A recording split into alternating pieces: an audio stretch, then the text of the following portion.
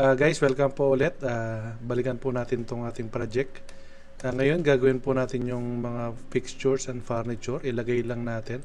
Kasi sa mga fixtures and furniture, meron ng mga naka-ready na template. Marami naman mada-download din ng mga free template. Ako rin, meron din ako. Ito, sineperate ko na nga rin yun. I-copy na lang natin ito. Halimbawa, meron kayong templates. Halimbawa, ganyan. I-copy lang natin, Control C, tapos i-paste lang din natin dito para tapos i-gawa na lang tayo ng layer, tapos i-paste natin dito. Meron akong template dito guys. Ito, mga standard blocks, mga car fixtures and furniture. Meron ding mga plants. Kung gusto nyo, i-comment nyo lang below yung email nyo. Isi-send ko sa inyo to. Meron mga ano to, people yata to. Yan, no? Mga standard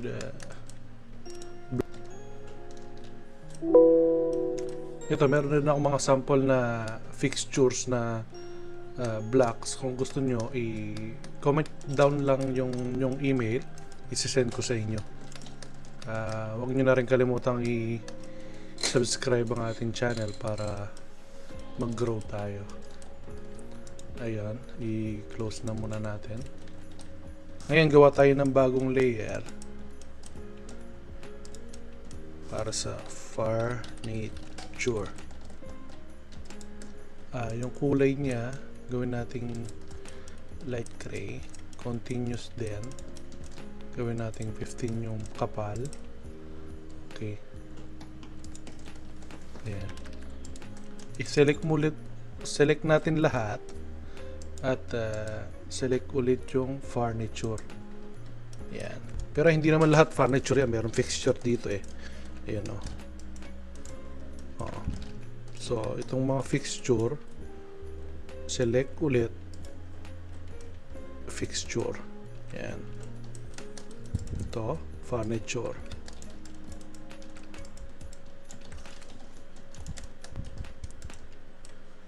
Tingnan to guys, kasi kahit naka-layer siya ng furniture, iba yung kulay niya. Kasi hindi siya naka by layer. So, gawin mo lang by layer, tapos by layer, magiging same na siya. Ngayon guys, gawin nating black ito para hindi siya hiwa-hiwalay kasi in-explode natin kanina. B, enter, tapos pick point lang kahit saan, select object, enter, tapos yung pangalan niya, dining. Yan, okay, so yan, sunblock na siya. Pwede na natin siyang i-move doon. F8 para mag-free lang. Ayan, i-paste natin siya dito. Guys, ito pala bigyan natin ng ano rin to, sliding doors na glass kasi wala pala siya. Anyway, mamaya na natin ano yun yan. Ito, i-block din natin to. Ito guys, nakasetup na dito sa plano na to. So pag meron kayong mga template na furniture fixtures, alam niyo naman kung paano siya ayusin. Ako ayusin ko na lang ito. So block ko rin to. Pick point, select object, family hall, FH na lang para hindi mahaba. Okay, ayan, dito pala sa modules pala to. Ayan.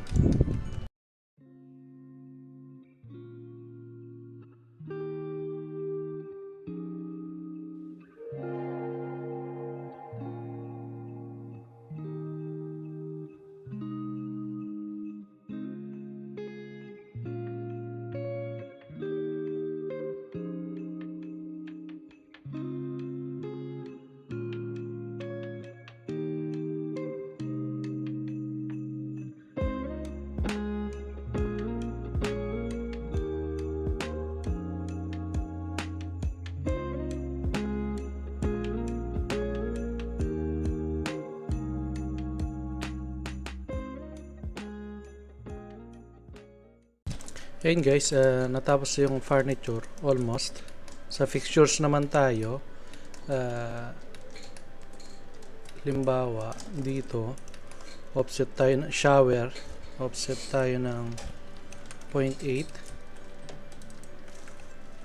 0.10. Copy natin yung itong water closet, rotate natin.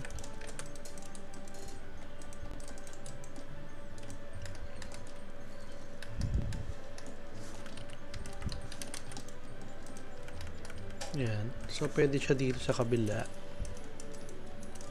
Yan. Erase natin to. 0.6 natin to. Tingnan natin kung kakasya. Trim natin to. Trim din natin yan. Din ito. Line ulit. Yung palang ano natin, naka-doors tayo pala. So, gawin natin ng wall ulit. Pero ito, fixture to sa laboratory. Ito, wall. Then, copy natin itong wash. Ayan. Dito, glass to, di ba?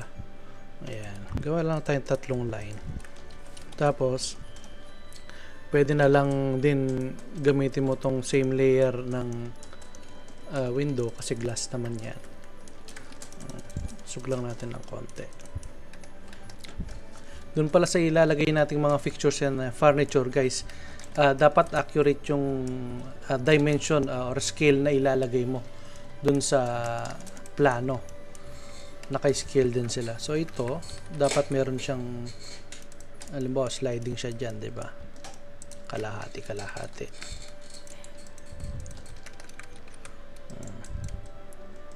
Ayan yung nag-slide. Parang, so nasa sa inyo na yan, paano i-detail ng maayos.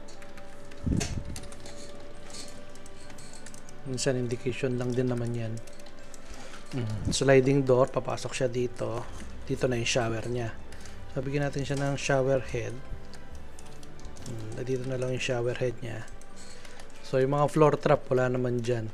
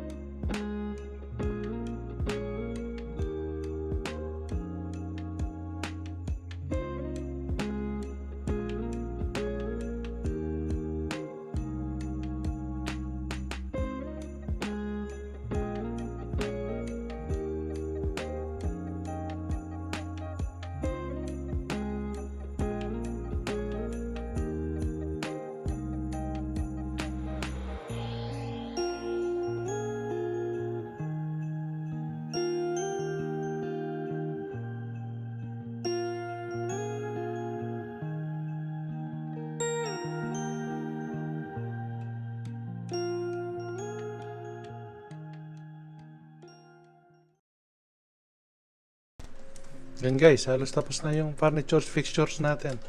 Ano ba bang kulang? Dito, kitchen. Ito, laundry. Dito kasi nakaseparate yung laundry nila. Kahit sabi mo lang, wala kasi tayo 0.6 by 0.6 laundry. Bigyan lang natin ng bawat top loader yan. Pwede ka naman gumawa kung wala. Ayan. Tsaka lang natin lagay dyan. Bawa, dalawa yung washing machine nila. Yan. Saka na nyo na i-design yung iba. Ito, maid's room. Meron na rin. Ito, simpleng furniture lang. Kayo nang bahalang maglagay pa ng iba. At saka dun sa mga spacing, circulation ng mga furnitures sa mga bathroom, kayo na rin ang bahala kung paano siya i-design. So ito, sample lang ito. Ah, pag nakabisado nyo na, ayun, mas maraming detail, mas maganda. Ito guys, gawa tayo ng sliding dito, sliding door na 4 na panel. Kunin natin yung center nito. Offset tayo ng 0.8 O for offset, enter. Kung ilan, 0.8, enter. From this side, isa pa.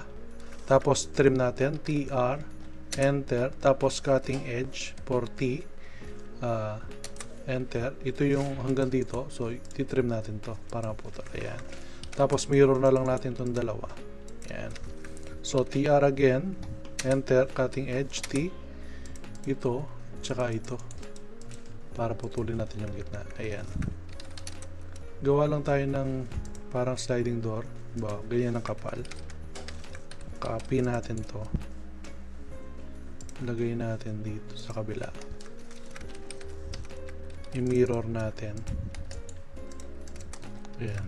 Usog natin sa gitna, move. Ayan. I-erase na natin tong mga line na to. Ano ba? Select E for erase. Ayan. Move natin. Kunyari nakaslide siya. Move natin. Ayan. Pero syempre merong hidden line dito sa taas. Match prop na lang natin to. Anong layer nito? Pwedeng ito na lang, glass. Nasa sa inyo kung wooden siya. Ayan. Para nabubukas siya. So ano pa ba? Ayan. Furnitures, fixture. Yung entrance pala dito. Ayan. Gawa natin. Dito na lang kunyari sa center nito.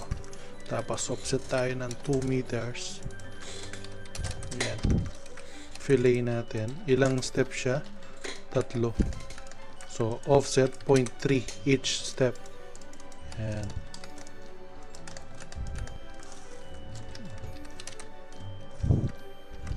Fillet na lang natin to para magsama siya. Dito may plant box. Rectangle, REC. Command REC, enter. Pick dito sa end na to hanggang dito sa end. So offset na lang natin, di ba? Hollow block siya eh. Parang square siya. 0.10 na lang kunyari. Ayan. Tapos yung ramp. Ayan. Sabihin natin hanggang dito na rin siya. Ayan.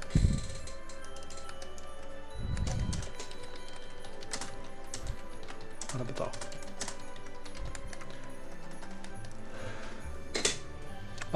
Gawa natin ng layer ito.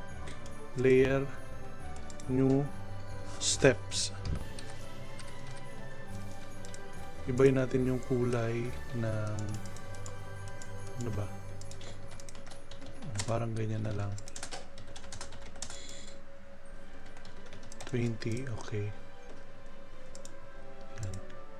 Para kunyari, para doon sa labas. PL, polyline, para sa ramp. Yan, para mukhang ramp siya. Konting-konti na lang, mabubuo na natin yung plano. I-erase muna natin tong dimension.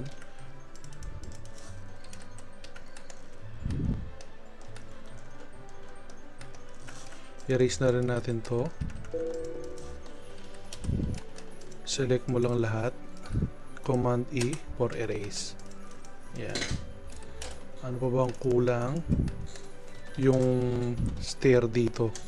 So gawa na lang tayo ng stair. Halimbawa dito 1 meter, enter.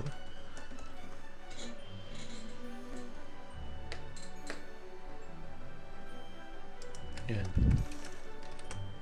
Gawin na lang natin sa center. Fillet, trim.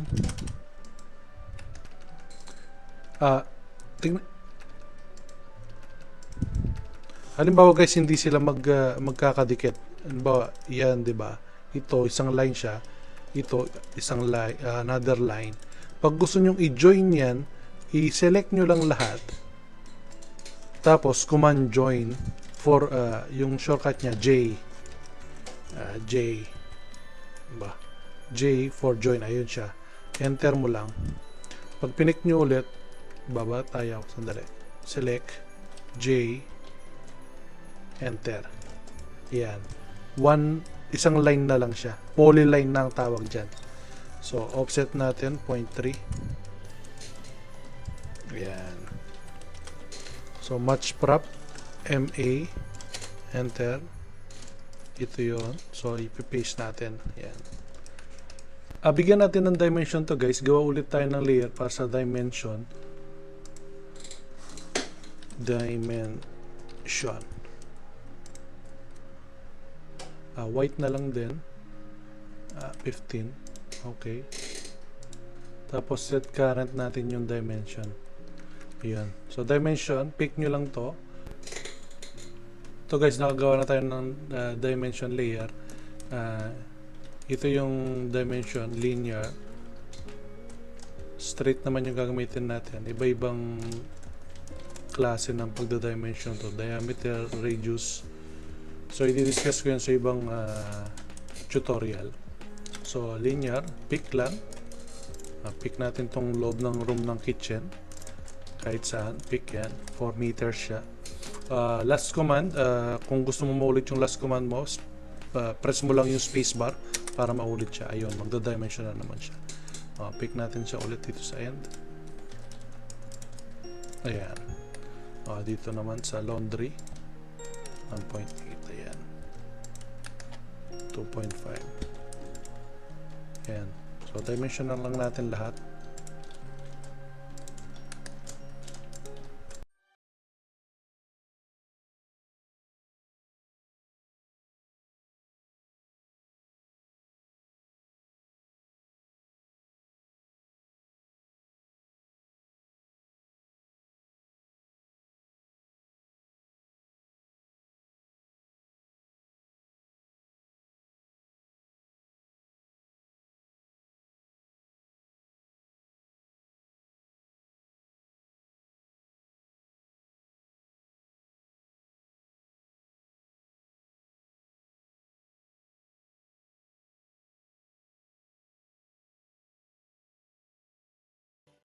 Yun guys, tapos na natin i-dimension sa loob.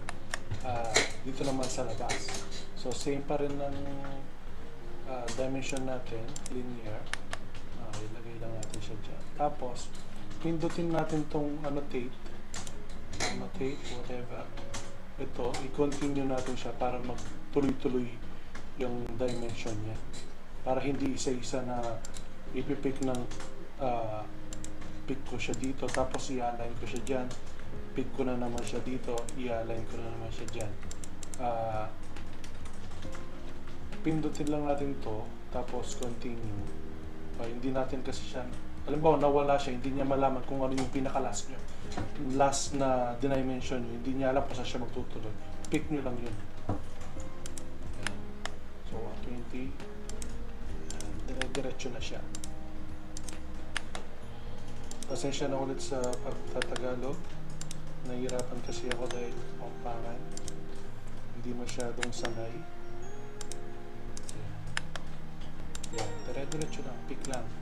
Para isang linya lang siya. Tapos total dimension. Ulit, end to end. Yan. So, tuloy natin sa 4 na side.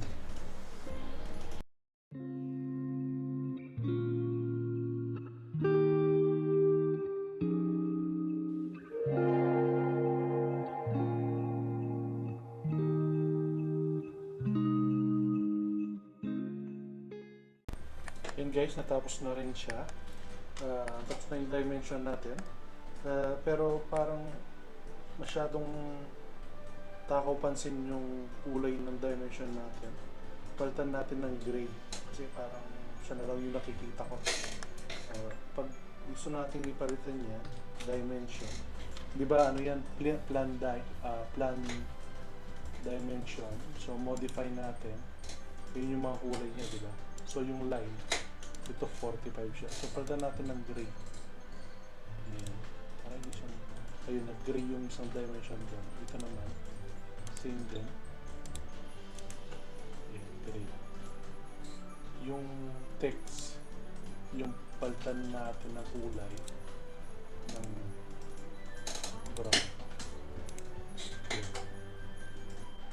Check natin, okay natin, close natin. Yeah. Hindi siya masyadong kita. Tapos, para hindi siya masyadong kita, select nyo lang lahat to. Select. Right click. Draw order siya. Draw order natin, send to back. Para pag zoom out mo siya, mas makikita mo pa rin yung plan. Ayun na guys. So, unti-unti na nating nabubuo ang ating mga pangarap. Unti na lang. At pupunta na tayo sa elevation. At saka section para magawa na natin yung ating perspective sa SketchUp. Ayan. So, konti na lang. Hindi na natin masyadong i-detail. Kayo na yung bahalang mag-detail sa mga fixtures and furniture at saka sa mga dimension. Bigyan na lang pala natin sa susunod ng mga pangalan to, each room, tapos siguro mag-proceed na rin tayo sa elevation. Ayan guys, tapos na natin. Sa susunod na tutorial, gawin natin yung roof plan. Lagay natin yung mga pangalan nito. Mabilis lang naman gawin yung roof plan nito kasi isang slab lang naman siya. Hindi naman kamukha sa atin na mahirap yung roof. Mayroon pang roof plan. Ito slab lang. Easy lang. Para makapag-proceed agad tayo dun sa perspective na gagawin natin. Plano, tapos gawin natin yung 4 na elevation. Yun. Sa susunod na kabanata.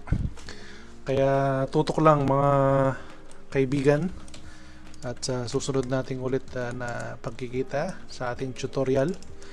Salamat. Thank you.